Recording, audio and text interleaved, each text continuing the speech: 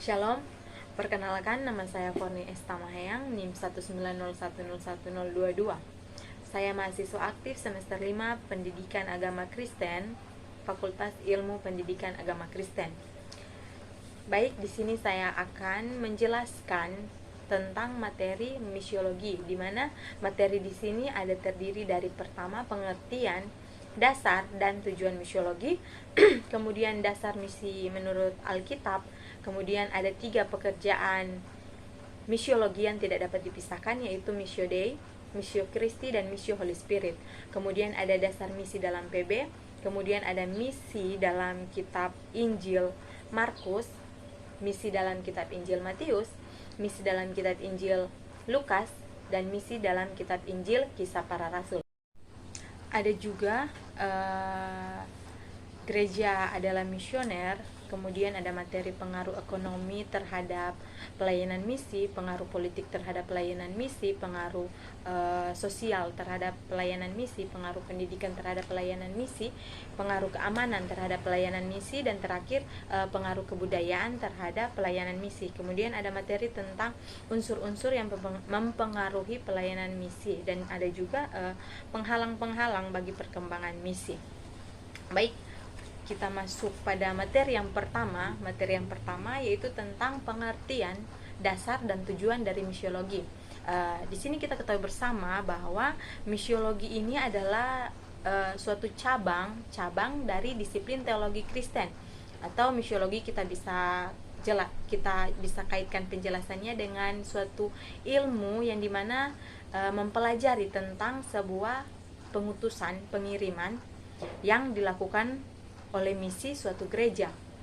Kemudian dasar dari misiologi, istilah mision atau misi yang berasal dari bahasa Latin mission, yang diangkat kata dasar mittere yang artinya to send, mengirim, mengutus, act of sending yang berarti pengutusan Tuhan.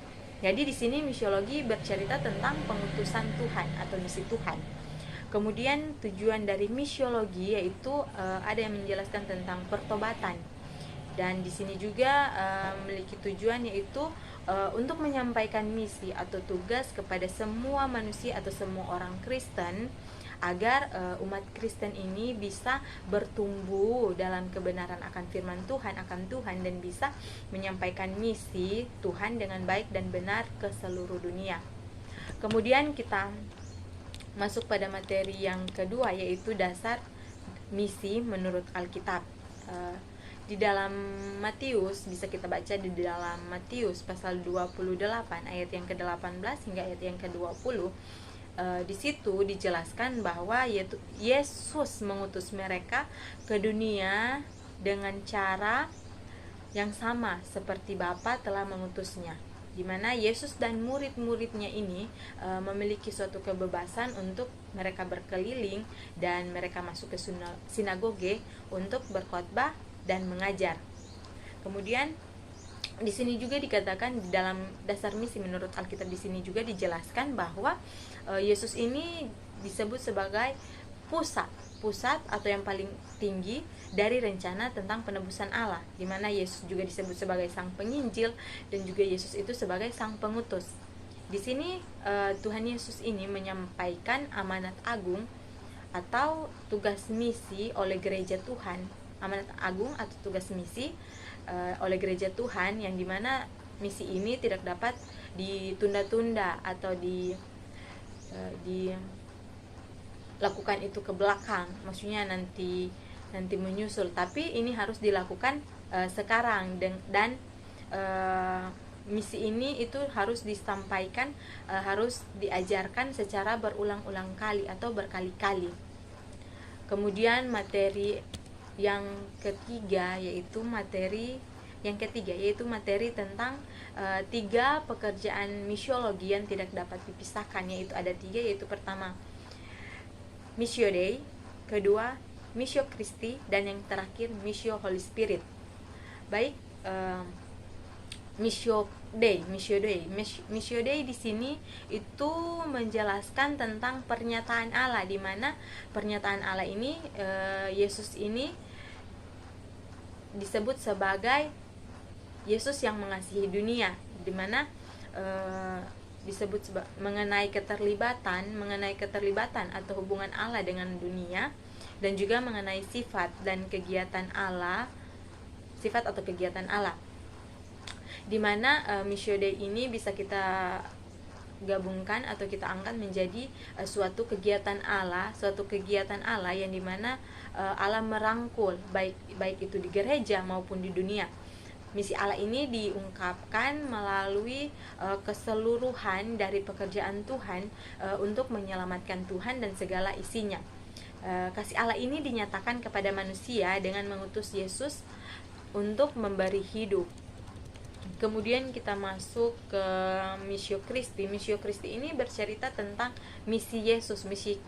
Missio Christi ini atau misi Yesus adalah puncak dari gerakan Missio Dei, di mana tentunya Allah ini tidak bisa mengharapkan manusia untuk bekerja untuk menjalankan misinya, tetapi di sini Allah turun tangan, ikut campur, atau Allah sendiri yang akan berada di samping manusia tersebut untuk bekerja.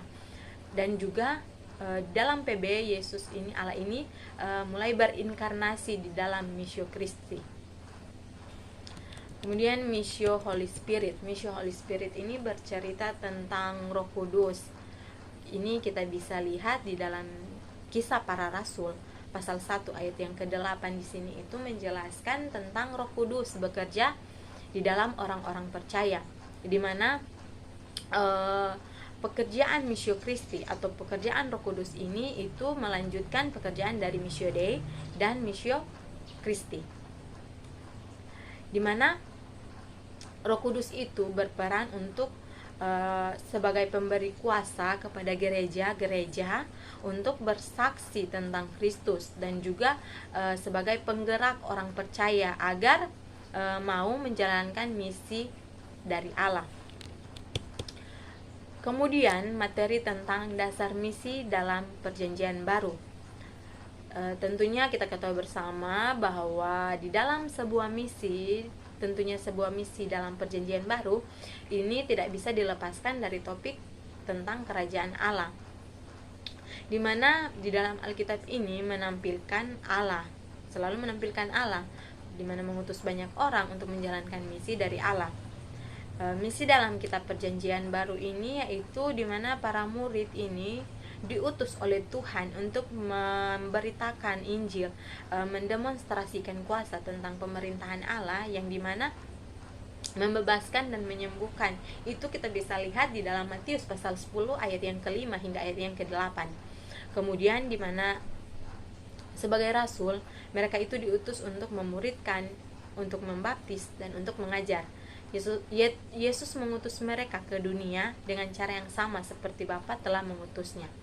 Dan misalnya contoh, kita bisa lihat di dalam Kisah Para Rasul pasal 8 ayat yang ke-12. Di situ dikatakan bahwa Filipus pergi ke Samaria memberitakan Injil. Misinya itu di sana dia digambarkan dengan kata-kata, yaitu memberitakan Injil tentang kerajaan Allah. Kemudian misi dalam kitab Injil Markus. Dalam menjalankan misi atau utusan Allah, tentunya kita harus memiliki hati yang mau mengampuni, yang mau mengasihi antara satu dengan yang lainnya, memiliki belas kasihan, serta mau melayani di mana saja dan kapan saja. Di dalam Markus pasal 7 ayat yang ke-24 hingga ayat yang ke-30 menunjukkan bahwa Yesus dengan pelayanannya yang penuh belas kasihan juga merangkul orang-orang non-Yahudi, dan menegaskan bahwa pengutusannya itu juga berlaku secara luas bagi siapa saja. Dan di dalam Markus pasal 16 ayat yang ke-9 hingga ayat yang ke-20 dijelaskan di situ juga bahwa Yesus beberapa kali menampakkan diri dan mengutus murid-muridnya, dan Yesus terangkat ke sorga. Kemudian misi dalam kitab Injil Matius. Di dalam Matius pasal 28 ayat yang ke-18 hingga ayat yang ke-20 menjadi dasar bagi umat Kristen dalam melaksanakan misi bagi orang lain. Karena pada ayat tersebut itu tersirat suatu perintah di mana untuk melanjutkan pelayanan Kristus, yaitu memberitakan Injil. Di dalam kitab Matius ini memuat 3 perintah kepada Tuhan Yesus, kepada para murid Yesus untuk melaksanakan pelayanan misi, yaitu pertama, menjadikan semua bangsa murid Yesus. Yang kedua, membaptis orang-orang yang menerima Yesus Kristus dalam nama Bapa, Anak, dan Roh Kudus. Dan yang terakhir, mengajarkan mereka segala sesuatu yang telah diajarkan oleh Yesus Kristus. Kemudian, misi dalam kitab Injil Lukas. Di dalam Lukas pasal 24 ayat yang ke-22, yaitu bercerita tentang kematian dan kebangkitan Tuhan Yesus dengan tujuan sebagai pertobatan dan pengampunan. Yesus menyebarkan ajaran tentang kerajaan Allah, kasih Allah, dan hidup yang kekal, memberikan pengampunan akan dosa, dan memberikan pemuridan. Kemudian misi dalam kitab Injil Kisah Para Rasul, di mana di dalam kitab Injil Para Rasul ini itu bersifat holistik, di mana mencakup keseluruhan aspek hidup manusia, sekaligus juga sebagai inklusif atau terbuka untuk semua orang.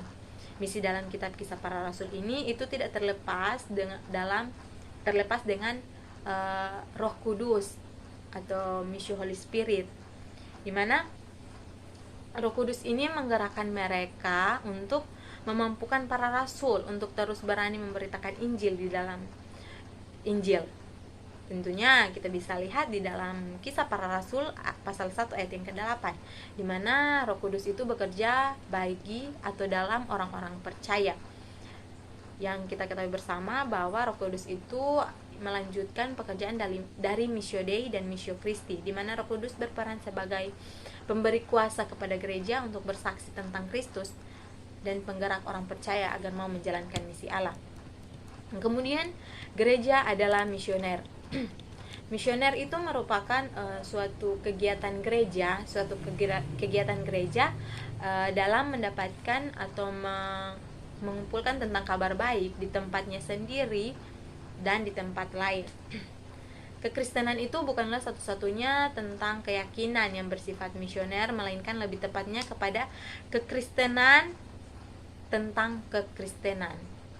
Di sini memiliki ciri misioner, di mana misioner iman Kristen ini berlawanan dengan kekristenan. Pekerjaan misi yaitu untuk menenangkan jiwa, misi yang mencerminkan visi dan misi, menjadikan semua aktivitas di gereja misioner dan gereja mewadahkan pelayanan misi secara khusus. Gereja misioner yaitu gereja mula-mula, dan gereja yang berdoa itu adalah gereja yang misioner. Gereja bukan, kita ketahui bersama bahwa gereja bukan gedungnya, bukan apanya, melainkan tubuhnya. Di dalam PL kita bisa melihat para nabi yang diutus untuk bernubuat. Ada 2 tugas misioner, yaitu pertama pekabaran Injil keluar dan pekabaran Injil ke dalam. Di dalam pelayanan gereja, di mana di situ harus melakukan ketekunan, kesehatian, ketulusan, dan kebersamaan dengan konsep kasih Paulus. Mengatakan 3 hal, yaitu pengharapan, iman, dan kasih. Dan yang terbesar dari ketiganya ini yaitu kasih adalah suatu ukuran kebersamaan gereja yang misioner atau gereja yang kuat. Itulah yang membangun kebersamaan. Kemudian ada pengaruh ekonomi terhadap misi. Pengaruh ekonomi terhadap misi, di mana di sini dijelaskan bahwa faktor ekonomi ini mencakup tentang harta, kekayaan, uang, kepemilikan, barang, kesejahteraan, atau kelimpahan yang lebih. Faktor ekonomi di sini merupakan faktor yang penting atau mendasar yang dapat meruntuhkan kepercayaan orang-orang Kristen untuk bertumbuh. Faktor ekonomi inilah sebagai penentu, bukanlah sebagai penentu, melainkan sebagai sarana untuk melengkapi pelayanan di ladang Tuhan. Bukan berarti kita sebagai orang Kristen tidak boleh kaya, tapi melainkan justru sebaliknya. Selama kekayaan itu dapat kita pergunakan dengan sebaiknya, dengan sarana yang baik sebagai sarana untuk melayani Tuhan. Gereja itu dipanggil Tuhan untuk menjadi terang di tengah-tengah kemiskinan masyarakat akibat struktur masyarakat yang tidak sosial. Jadi meskipun faktor ekonomi ini bukan sebagai penentu sebagai keberhasilan dalam pelayanan misi di gereja, tetapi faktor ekonomi ini sangat penting bagi pelaku misi dalam menjalankan tugas Missio Dei secara maksimal. Kemudian pengaruh politik terhadap misi. Pengaruh politik, faktor politik ini sangat berpengaruh bagi pelayanan gereja di dunia, di mana ini faktor politik ini berkaitan dengan negara, pemerintah, rakyat, atau warga gereja, termasuk warga gereja. Melakukan politik ini tentu boleh kita melakukan politik, asalkan jangan berpolitik dalam gereja, karena jika kita berpolitik di dalam gereja pasti akan mempengaruhi pekerjaan-pekerjaan gereja, khususnya dalam pelayanan misi. Misalnya jika ada individu atau perorangan yang berpolitik dalam pelayanan, maka tentunya pekerjaan misi tersebut itu tidak akan ia lakukan dan tidak dapat dijalankan secara maksimal. Kemudian pengaruh sosial terhadap pelayanan misi. Faktor sosial ini, kita ketahui bersama, ini sangat penting dalam mempengaruhi pelayanan misi di gereja. Jika keadaan sosial ini mempengaruhi dirinya, misalnya diri saya dan diri orang lain, tentunya dalam pelayanan misi yang sedang saya kembangkan atau teman-teman kembangkan itu dalam sebuah gereja itu, maka pelayanan yang dilakukan gereja itu tentu tidak akan berjalan dengan baik, tidak akan berjalan dengan lancar, dan tidak akan berjalan dengan maksimal. Karena tentunya setiap gereja itu memiliki fungsi sebagai institusi sosial dan jalan kesempurnaan pribadi, di mana hubungan keduanya ini itu saling menunjang, saling berkaitan, tetapi dapat juga saling bertentangan dan saling merugikan. Unsur terpenting dalam kondisi sosial adalah mengatur hubungan-hubungan pribadi yang bersifat timbal balik seseorang dengan orang lain. Oleh karena itu, faktor sosial itu adalah bagian juga dari misi. Kemudian pengaruh pendidikan terhadap pelayanan misi. Faktor pendidikan ini bukan hanya sebagai pelaksana pelayanan misi yang harus memiliki latar belakang pendidikan tertentu, melainkan sebagai pelaksana misi yang dapat memanfaatkan proses pendidikan sebagai sarana atau wadah untuk pelayanan misi. Tentunya dengan adanya faktor pendidikan ini bisa membuat kita semakin tinggi pendidikannya seseorang, maka akan semakin mampu orang tersebut untuk melakukan dan memecahkan masalah-masalah yang terjadi pada misi gereja. Karena pendidikan ini bisa dianggap sebagai bidang yang dapat memberikan dorongan paling besar dalam usaha memajukan masyarakat. Kemudian ada pengaruh keamanan terhadap pelayanan misi. Keamanan ini cukup berpengaruh bagi kegiatan pelayanan misi di gereja. Jika dalam gereja berada cukup rawan dengan orang yang saling melakukan misalnya tindakan kriminal, jadi dapat diartikan bahwa semua pelayanan termasuk misi di gereja tersebut tidak akan berjalan dengan maksimal, karena tentunya jika tidak ada keamanan, maka ada beberapa orang gereja atau warga gereja, mereka mungkin akan merasa takut, merasa cemas, dan memilih untuk beribadah di gereja lain agar mereka itu tidak takut lagi. Jadi mereka memilih untuk beribadah di gereja lain. Dengan demikian itu faktor keamanan pun sangat berpengaruh terhadap kegiatan pelayanan misi. Kemudian pengaruh kebudayaan terhadap pelayanan misi. Kebudayaan ini memiliki pengaruh dalam pelayanan misi, yaitu karena pelaksanaan misi tidak mengenal dengan benar latar belakang kebudayaan jemaat dan masyarakat sekitarnya, di mana mereka akan mengalami kesulitan untuk memotivasi di sekitar gereja. Oleh karena itu, salah satu keberhasilan pelayanan misi di gereja secara maksimal yang memotivasi jemaat untuk memberitakan Injil dan melakukan pemuridan adalah pelaksana misi mengenal lebih baik lagi, mengenal lebih jauh lagi tentang latar belakang budaya dari jemaat tersebut, latar belakang dari budaya di gereja yang bersangkutan, dan menggunakan kebudayaan jemaat tersebut bisa di sarana mendorong jemaat dalam melakukan pelayanan misi. Kemudian ada materi unsur-unsur yang mempengaruhi pelayanan misi. unsur-unsur di sini itu memiliki dua unsur, yaitu faktor intern dan faktor ekstern. Faktor intern ini seperti pandangan hidup pelaksana, misalnya seperti pekerja, pelayanan misi yang bersangkutan. Faktor eksternal atau faktor dari luar ini seperti kondisi ekonomi, misalnya di gereja, di dalam gereja. Sosial melihat lebih jelas kehidupan sosial di lingkungan gereja. Pendidikan yang melihat pengaruh pendidikan di lingkungan gereja. Melihat lagi keamanan yang jelas kriminalitas yang ada di lingkungan gereja.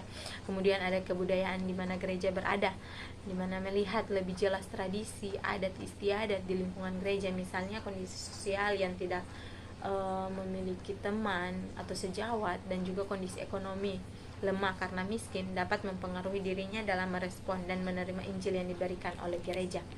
Kemudian ada penghalang-penghalang bagi perkembangan misi. Pandangan hidup, yaitu pertama, pandangan hidup di mana para pemimpin gereja yang kurang memahami. Faktor intern, sebelum mengajar kita harus mendapatkan pengajaran tentang pentingnya penginjilan, dan kemudian lewat pengajaran, lewat pelayanan khusus atau kategorial, lewat pemuridan, lewat kelompok kecil, dan lewat pelatihan keterampilan hidup. Sekian materi misiologi yang telah saya paparkan. Semoga materi ini bisa bermanfaat bagi kita semua. Tuhan Yesus memberkati. Shalom.